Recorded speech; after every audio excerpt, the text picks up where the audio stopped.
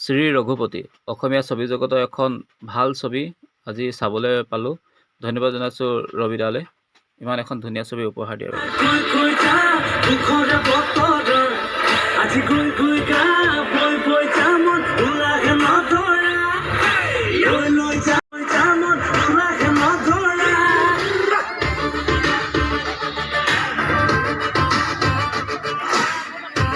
আৰু ইয়াৰ পৰাই ক'ব পাৰি যে অসমীয়া চিনেমাৰ ভাল দিন আহিছে।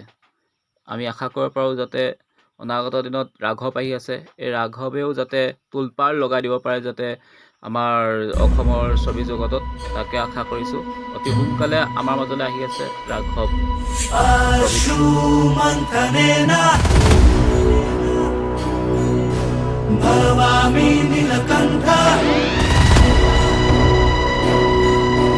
अहंकार निर्दयता विनाशार्थे अहं राघव